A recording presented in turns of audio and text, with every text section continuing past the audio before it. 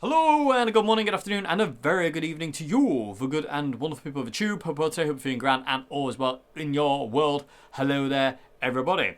Welcome to a video, everybody, on how to play like the legendary, the one and only Mr. Rory Gallagher. So today, people of the tube, it's been a long time since I've done one of these videos on Rory, and I apologise for that. I've been meaning to get around to doing this one and a few others.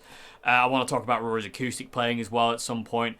But it's one of those things where my brain has to be in the right place to do teaching stuff. If it's not in the right place, then I just can't do it. You know, it's really, really tough for me to kind of do that thing. But anyway, we're here now, so let's get on with it, shall we? So today's vid, everybody, I want to talk about some Rory techniques and Rory guitar tricks and stuff like that. So I want to talk about kind of like, you know, pinch harmonics, tapping, volume swells, tone wah, emulating tremolo arms and stuff like that. I want to kind of show you what Rory would do in these techniques, and they're really, really awesome techniques to add to your kind of like, I don't know, box of guitar techniques. They're really, really cool. And again, they're kind of important because Rory would do these a lot. You know, volume control, tone wah, you know, tapping and pinch harmonics and stuff like that. Rory would do that all the time. It was really, you know, a massive part of his playing, all these techniques that hopefully I'm going to be able to show you today.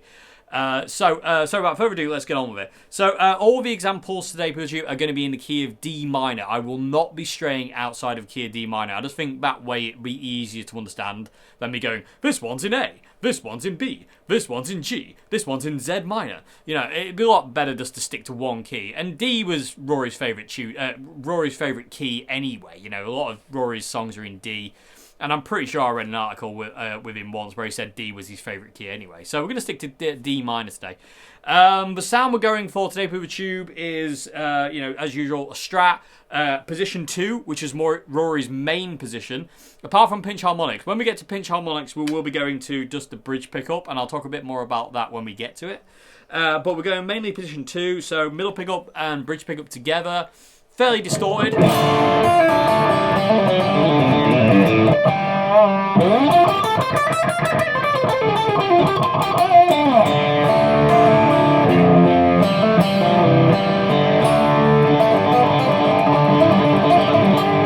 I was actually going to bring my treble booster, and I forgot to bring it. I was going to use my treble booster this video, but I'm an idiot, and I forgot it, people tube. So, we're just going straight into Marshall MG today. OD2, kind of quite a bit of gain, not massively saturated, but you've still got all the...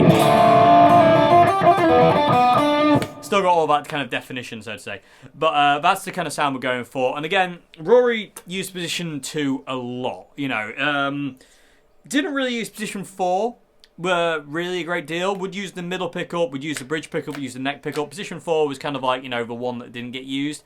But predominantly, a lot of the time, Rory would be in position 2, again, with these two pickups on.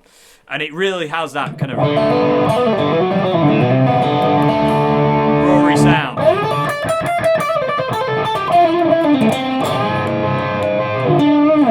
Yeah, it does the thing. It really does. And again, when we get to pinch harmonics, we'll go down to the bridge pickup alone, but I'll talk a bit more of that when we get to it. So, anyway, people tube, shall we get to it? Yes, let's go. Okay, so first technique, Rory technique we're going to talk about today is the fake tremolo arm. So, Rory broke his arm off in his Strat very early on, apparently, like, you know, and was basically just like, oh, well, blocked the tremolo system off and never used it again, you know, I'm not even sure. I can imagine the tremolo, the block, and the bass plate are probably the original. But Rory went through saddles like nobody's business because of his sweat. So the original saddles, I don't know how many saddles. I can count at least 4 or 5 different saddles I've seen on that Strat. From the original ones. You know, there's so many. He must have just absolutely rotted them away. Like, you know, he's the finish and everything. But anyway, but he blocked that thing off, didn't use it, and, you know, that's the thing. So, when it came down to kind of doing tremolo-esque kind of things, Rory basically had to think, well, how can I make my guitar kind of do the tremolo thing, but without having tremolo arm? And one of the techniques he did was this. Which is really hard to do when you're sat down, because I can't get purchase because the guitar's sat in a really weird place. When you're stood up, it's further down, you can grab a string. But that's what he did. So invariably he'd be doing something like this. And then he would grab the string behind and he would just basically pull on it.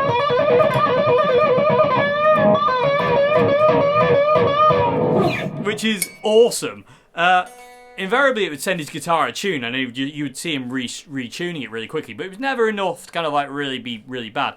So what he's doing here, PooTube, and you can do this on your high E, B, and G strings if you want. Either of those. I wouldn't really recommend doing it on your D, A, and E. Rory didn't really do it there. Invariably, it would be the G, B, and high E he would do it on. And what you're doing there, we'll do one on the B string to start with. We'd start on the 10th fret on the B, and then we'll hammer on to the 13th fret on the B. And I'll basically just keep that going, so this hand's free. So just doing that. And again, having distortion helps here because it's a powerfuler signal than clean. If it's clean, it won't really work as well, but because we've got distortion, you know, it's a lot easier. So then what we're doing with our right hand is we're going to reach over here and we're going to grab the B string. We need to get the kind of plectrum out of the way as well, if you can. I mean, just get the plectrum out of the way wherever way you can, and just grab the B string with like whatever fingers you can. It's quite hard to do this one, and basically just grab it and just shake it.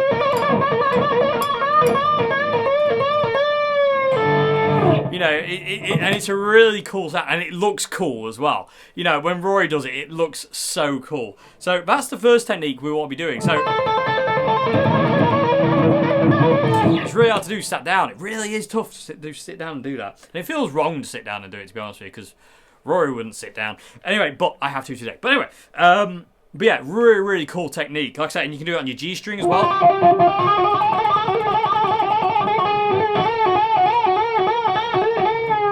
You know, and it emulates a tremolo arm. You know, that one there is simple as well, people. And what I'm doing is doing the same kind of like hammering on pull off technique, but I'm doing it on the 10th and 12th fret on the G. On the B, it'd be 10th and 13th. And on the high E, it'd be 10th and 13th. Yeah.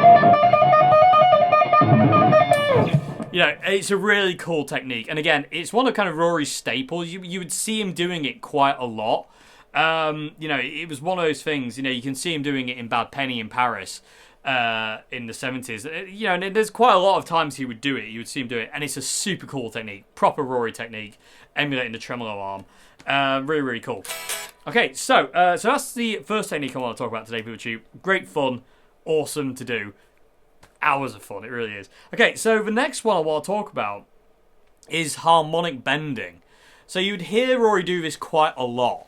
And invariably, in the key of D minor, he would hit the harmonic on the 5th fret on the G string. There. So, 5th fret harmonic. And then what he does, he comes up here to behind the nut and bends the string up. You know, and you can hear him doing it in, well, all over. Bad Penny, Million Miles Away, Do You Read Me? You know, there's so many times Rory would do this trick, and it's so cool. You know, it even makes a massive appearance on the Irish tour Million Miles Away version, where it kind of goes, you know, it's like,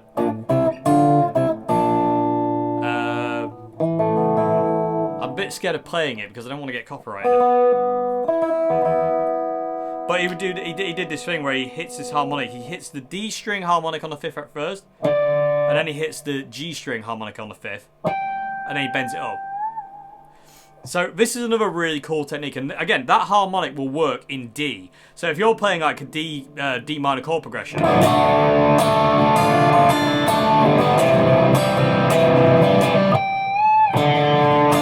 didn't quite make it. Again, it's really hard to do this stuff sat down because I haven't got the maneuverability of being slow.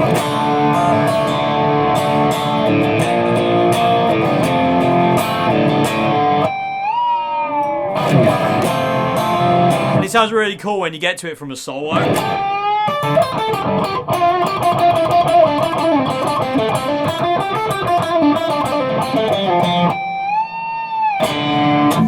It's so cool. And again, really, really cool technique that Rory do. So that's another one, PooTube. That's technique number 2 we're going to talk about today. And basically, it's as simple as can be, but so effective.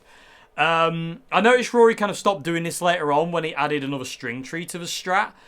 He still did it, but he never got quite a dramatic sound. And this is one of the reasons, PooTube, why I never have 2 string trees, because I really like to do that. I really like to bend behind the nut on the G string, and with a second string tree pinning the D and the G down, it's really hard to kind of like, it doesn't give you a lot of purchase and it doesn't give you a lot of bend. Without that, you've got quite a lot of string you can bend and you can really get it going crazy. You know, you can really make it go. Funny enough, Yannick Gers does this at the beginning of Fear of the Dark, Iron Maiden. You hear him hit that harmonic note. He does that. And again, Rory was the first person I know to have done that. I mean, I'm sure there was country guitarists doing bending behind the nut, but in a rock context, I can't think of any other guitarist who was doing it other than Rory. So that's technique number 2, people to tube. That's harmonic bending. So you can either go 5th fret D, hit the harmonic, and then hit the G string harmonic on the 5th, like he does in Million Miles Away, or you can just go for the 5th fret harmonic and bend it down. It's really, really cool. And again, the 2 first techniques, the fake tremolo arm and the harmonic bend, they kind of go hand in hand. You can kind of tie them together, so I'd say. So if you're kind of like doing a solo again in D minor,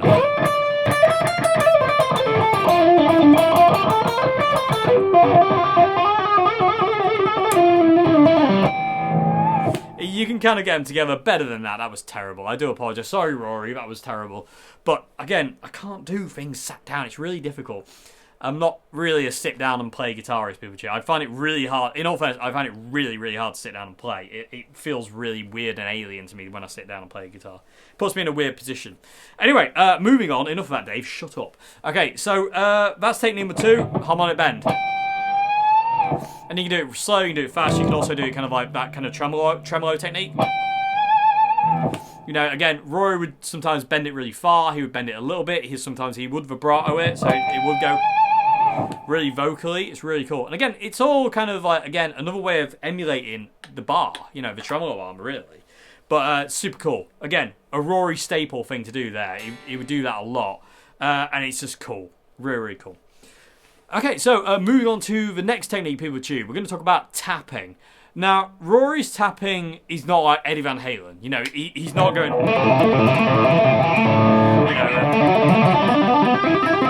He's not doing that. What Rory would do, inevitably, would be this kind of like... It's a bit more rough around the edges, and I like it for that.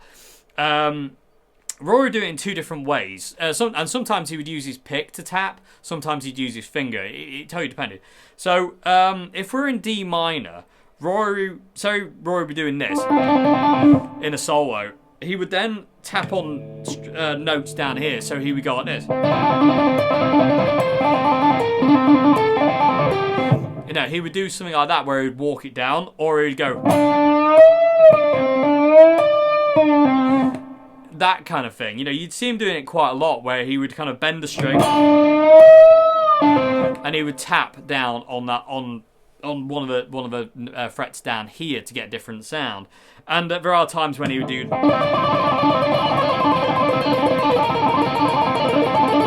know, with his pick as well. So, and then again, the pick gives you a different sound to your finger, and it's a lot faster as well. And it's a bit more metallic. So these are the next technique. This is the next technique I want to talk about, YouTube. So what we're going to do here is we're going to do that kind of like hammering on and pulling off technique again, but we're going to do it on the 5th fret to the 7th fret on the G string. And the first one we're going to do is this.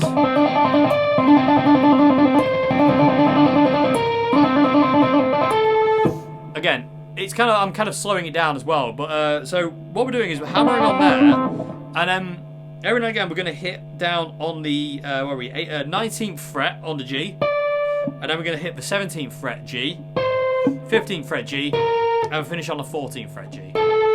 So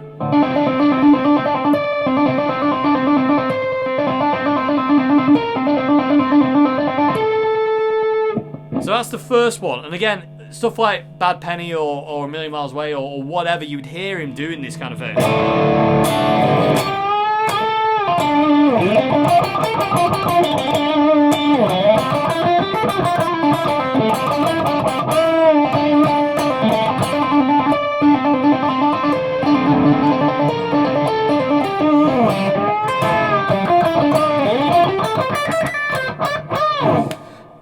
you know, that kind of thing. You know, I mean, you can kind of hear and you can see him doing it as well. It's really, really cool.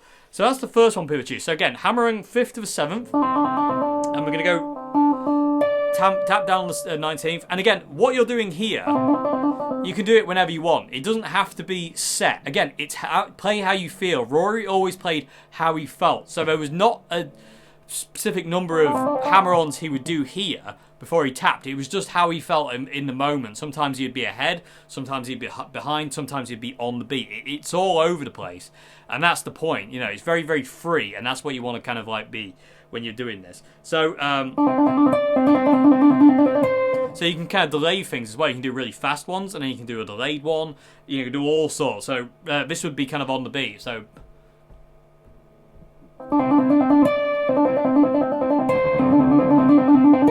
But then you can delay it. Or speed it up. You know, you can do all sorts. So, and again, it's just totally up to you what you do here. And again, you can try that with your finger, you know, your first finger or your middle finger, depending on which finger you tap with.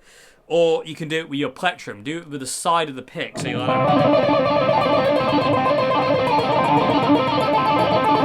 you know, and you can hear, again, and you hear and see Rory do this quite a lot. So the other way of tapping that Rory would do is to bend up. So say you're bending up the 7th fret G on the, which you don't hear. Yeah, he would then tap on the 19th fret, which is technically an octave above, and kind of get a higher octave note. You know, you can do all that kind of thing. Again, very, very simple, but very, very cool, and very, very, you know, you just have to watch Rory do it, and you can get, you know, you can get a better idea of kind of like how he does it. But that is literally what he does, and it's so cool to.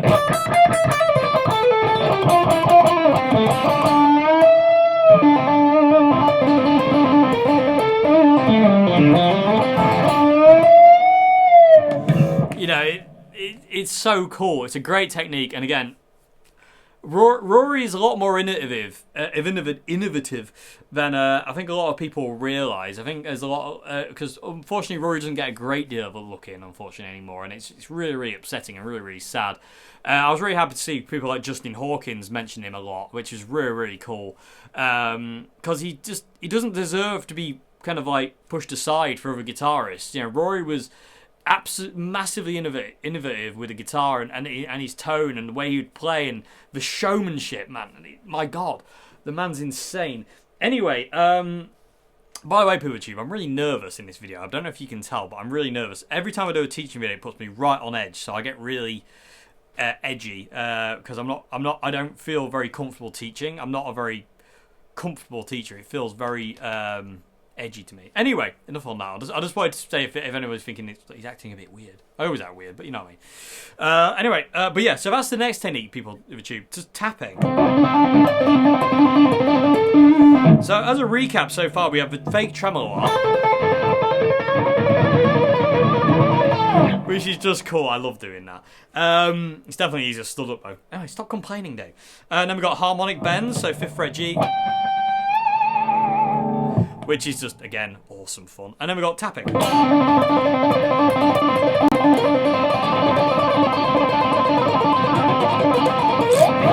So, really, really cool. Again, and it's not tapping in a Van Halen way. It's tapping in a Rory way. It's totally different. You know, it's rawer and more in your face and not as refined, and that's cool. Okay, so that's that one. The next thing we're going to talk about, PeopleTube, is volume swells. Now, Rory was an absolute monster master with his volume control. You know, he was on that thing all the time. Same with his tone control, to be fair, as well, but we're going to talk about that in a minute. So, stuff like A Million Miles Away, you know, all sorts of stuff. Rory would be on his volume control all the time. But there are times when they do these volume swells, like violining it's called, and it's absolutely stunning, especially if you're doing something like a really slow blues, like A Million Miles Away.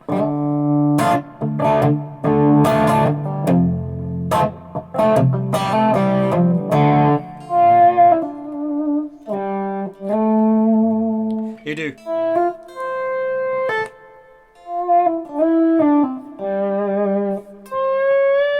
You know, it's stuff like that, and it just adds a really cool eerie dynamic to the song, and it's really cool. So that's the lick I'm going to teach you today, Poochie, because it's in a million miles away at the Montreux Jazz Festival, and it's just really creepy. It's really, really cool. So basically what we're doing here is we're turning the volume all the way off, and then we're rolling it in, kind of like to create that kind of eerie sound.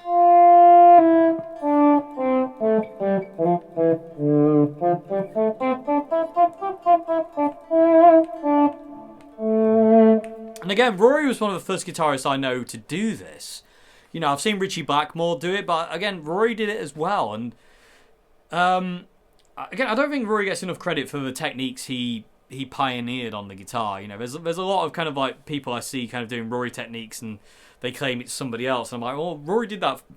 Rory's doing that first, you know. But either way, but this is a really cool one. So yeah, volume all the way down. Play the note with the volume off. Roll the volume in, and then turn the volume off again. So this is the lick we're basically doing is. So we're going to start on the 6th fret on the B, pull off to the 5th fret B, and then we're going to, with our little finger or your ring finger, whichever one feels more comfortable, reach up to the 8th fret on the high E, and then we're going to pull off to the 5th fret on the high E. That's the lick, but what we're going to do is we're going to fade in the first two notes, and then volume's going to go off, and then we're going to fade in the 8th fret on the high E, and then that'll basically goes to a pull off. So volume off, fade in to those two notes, volume off again, play the note before you roll the volume in, 8th fret, high E. So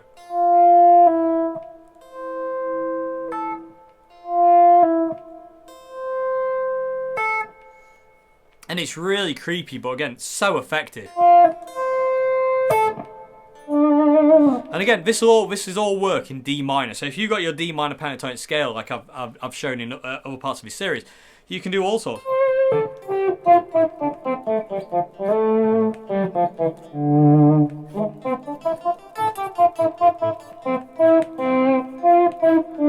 And the key is to hit the note before you roll the volume in. Basically, that's basically the fundamental thing, right?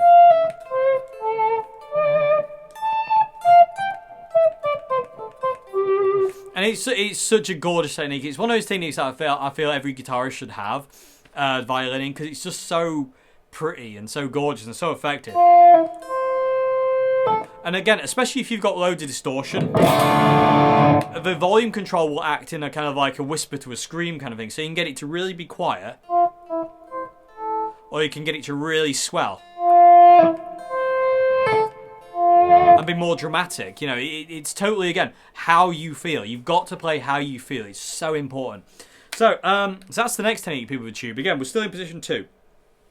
So very, very simple technique, but super cool. Absolutely super cool. Okay, so moving on. The next technique isn't really a technique, people tube. It's more of a trick, and I call it the slide misdirect. I don't really know what you would call it really, but I feel it's like a misdirection. So Rory, when he was playing slide, and I'm not going to talk about slide, I've got videos on my channel elsewhere talking about slide and how to play. So I'm not going to talk about that in this series. I will talk a bit about how Rory did it, but not just yet. But kind of basics and fundamentals, I've already done a video on that elsewhere. So this isn't really about slide. This is all about kind of like misdirection of the slide, so to say. So Rory, if he was playing slide,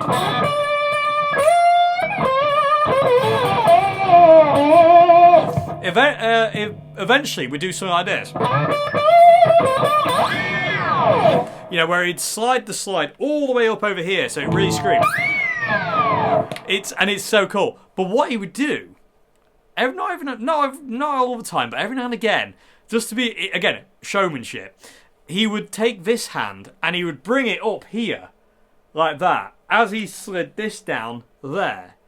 And what that does is it makes you look at this hand, and you don't pay attention to what the hand with the slide's doing. So when the slide's gone, you're like, what did he just do with his right hand? You know, it's one of those things that caught me. When I first started watching Rory, I was like, how has he got that weird noise? Because Rory was the guy who made me want to play slide. I didn't play slide before I got into Rory. And then I heard Rory play slide, and I was just like, I need to be able to do that. That man, Rory's slide technique is just out of this world. It's just like, you know, he is one of the best slide players that will ever be. But he does this misdirect thing, and it's so cool. Because, again, it's going to be really hard to do it sat down, but...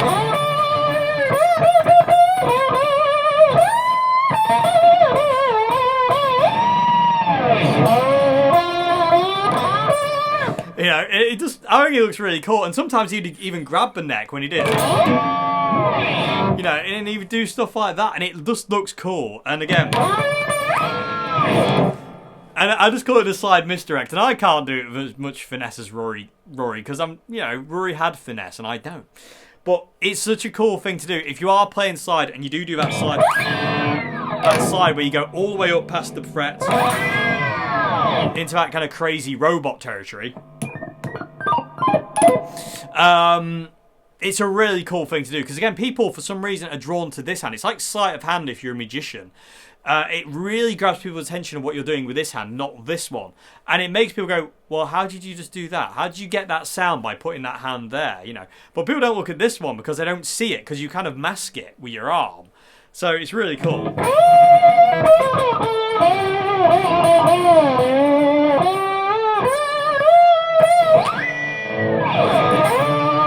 Again, I can't do it as well as Rory can, but cool little technique, and well, I suppose that's kind of like a little misdirect trick that Rory would do, and it's so cool. And it's again nice little bit of showmanship to add to your kind of like, you know, if you're playing live, playing slide, it just adds a nice little thing. It really does. It's really cool. It's like Steve Ray Vaughan when he would like do the twist around, and by the time he came back around the front, the guitar was behind his back.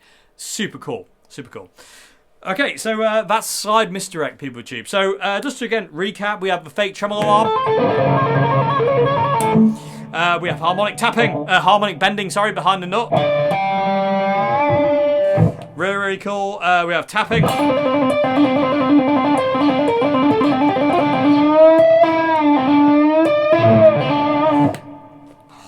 So cool. Volume swells.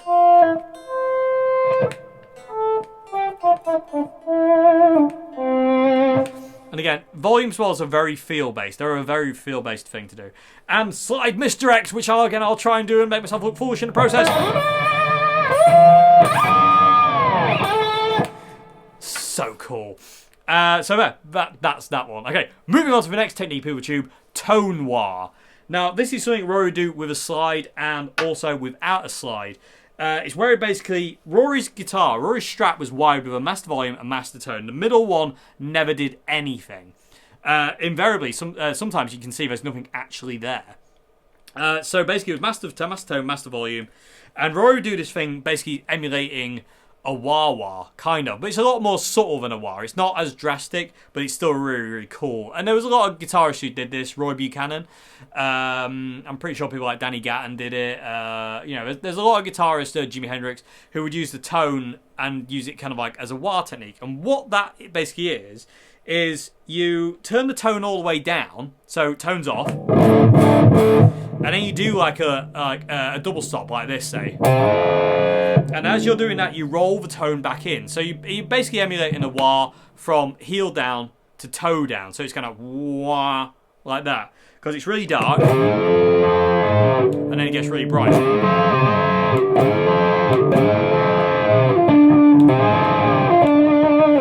And again, really, really cool. And again, very Rory. You can hear him do it at the Hammersmith Odeon gig in the 70s, at the beginning of the Do You Read Me. He's doing it with chords. But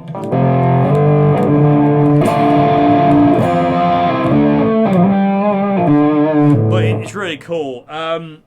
It works actually better, people tube, this one does, if you're on bridge pickup. I don't have this guitar wired up with that, so I'm using position 2, but the actual tone wah I think actually does work better if you're on the bridge pickup. It does work better. But you can go away with position 2, and Rory would use it in position 2.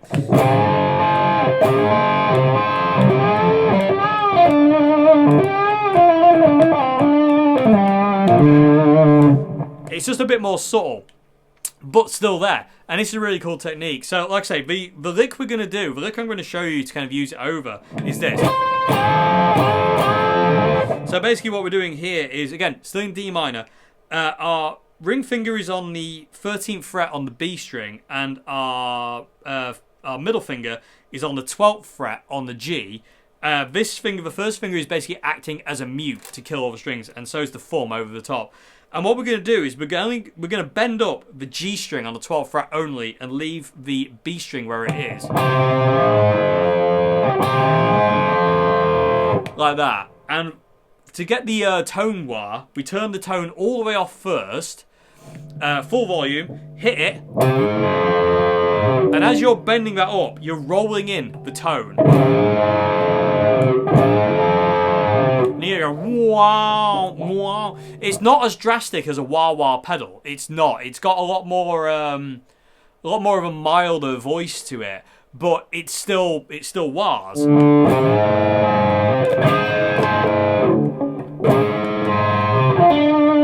And again, and you can do it with like solo lines.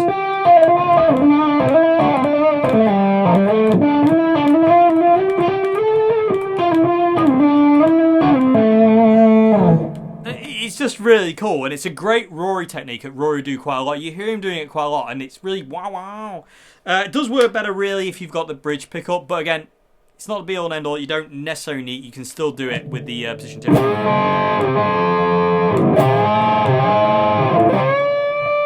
So that's the technique. Really cool technique, really cool, and again, just very Rory, very Rory to me. So that's the other technique. So moving on to the last technique now, people, I want to teach in this video. Pinch harmonics.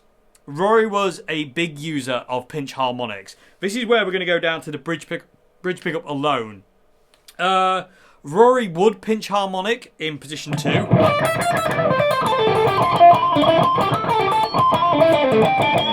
You can hear him doing it all the time. But invariably, if he wanted the guitar to really scream with pinch harmonics, he would knock the switch down to the bridge pickup.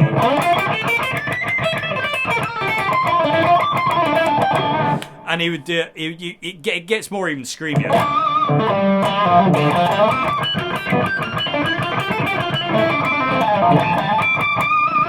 You know, you can it really screams out. Whereas in position 2, it kind of does, but not as much. It's just a little bit more controlled because the tone's a bit darker, whereas the bridge pickup on its own really screams.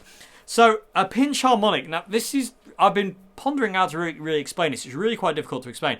But what's going on is the string wants to hit your plectrum, and then after that, immediately the skin on your thumb there wants to be not muting the string, but catching the harmonic that's down here, because you've got all harmonics down here. Yeah, you can hear all them kind of like pinging out down there. And to get the pinch harmonics, there's certain places you can get them. So if we're after this one, if we're after pinch harmonicking the 7th fret on the G string, get this note, we have a couple of different places we can get them, and it will vary on guitar to guitar because of scale length. Invariably on Strats, you have one over the middle pickup pole pieces. So there's one there, kind of over the pole pieces. There's one a bit further forward, which is kind of like between the neck and the middle pickups. There, and there's one bit further forward as well. So you've got three, sorry.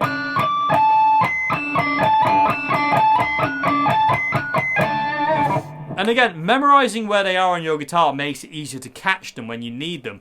And again, it's all about not muting, but just catching the string with this bit of skin on your thumb. And again, just knowing where they are gives you the ability to find them and get to them really, really quick. And again, really, really cool if you're then kind of doing kind of big kind of solos like Rory.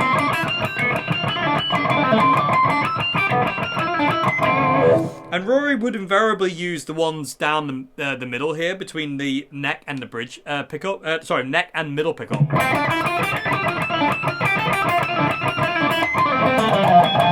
But invariably, every now and again, change.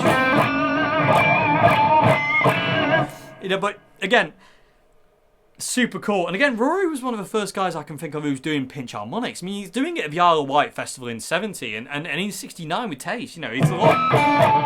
Yeah.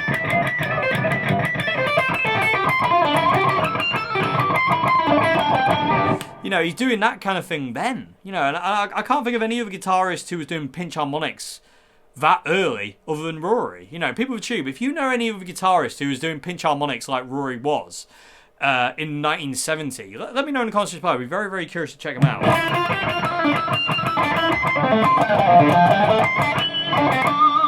But super cool. So yeah, again, just to recap on that one. So I'm going to hit the 7th fret. I'm playing the 7th fret on the G string. Again, bridge pickup. And I want to hit the harmonic that's here. Where is it? So it's about there on my guitar pedal tube. So if I went a bit too far forward, I won't get it. But as I move my hand back, you'll hear it just start to ring out.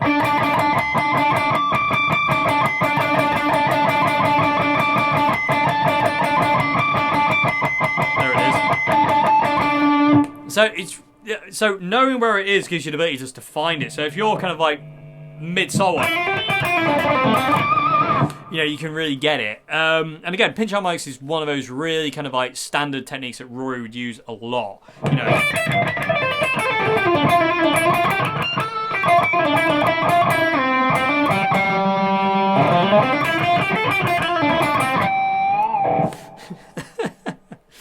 It's really hard to fit these techniques in without a backing track, people too. Without a song, it's really, really difficult. That's why I'd practice this to Rory songs if I would. I'd put Bad Penny on or something like that. Do You Read Me or Million Miles Away and play along with it and just kind of like, you know, and kind of have a bit of fun with it. So yeah, that's the last technique I want to talk about today, people too. Pinch harmonics. It's really important for Rory playing. Again, to just get that kind of aggressive.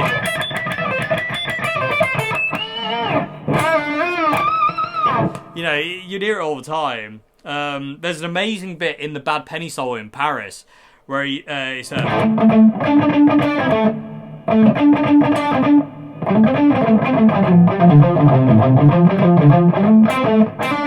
he does that.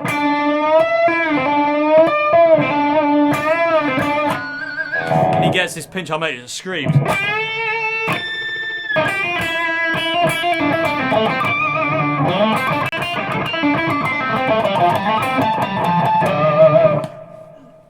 So cool, so cool. So yeah, so last recap, people too. Let's go through all these. So first one was the fake tremolo arm, where we're doing this hammer-on thing, grabbing the B string or G string or E string, doesn't really matter, one of those, and basically just pulling it up and simulating like going mad on a tremolo arm.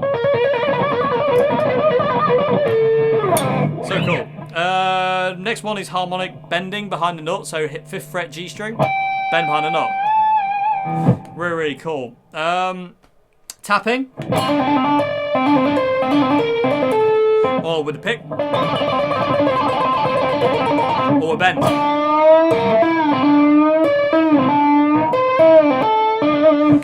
That kind of thing. Volume swells.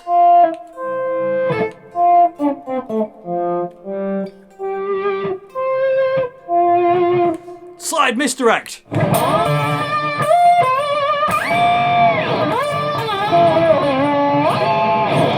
Which I can't do. I don't have finesse. I'm not Rory. And then there's the tone wire again. Basically turn the tone off all of it.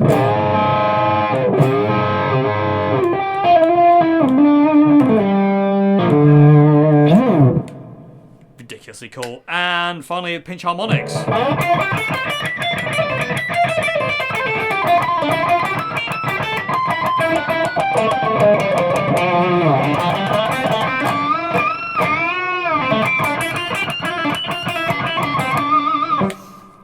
So cool. Rory do big solos with pinch harmonics, I tell you. Anyway, I hope this video has been somewhat informative for you. That's the end of this one now. So, like I said, I do want to do some more videos on Rory. I want to talk about his acoustic playing, what I know of it and stuff like that as well. So hopefully I'll get to those in not too late of the future, if that's not even English. I'm really nervous for this one. I'm really, really nervous for this video.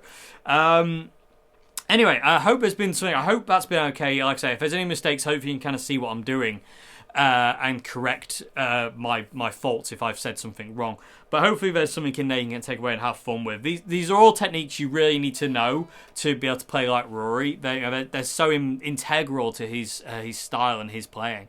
So yeah, I can't recommend these ones enough. And this is just kind of like the main list, I would say. There are other things that Rory do, but these are the main ones. Another thing I want to talk about at some point is Rory's use of treble booster as well at some point, but we'll get to that. Anyway, and also pedals as well, because people say Rory wasn't a big pedal user. No, he wasn't, but he did have them.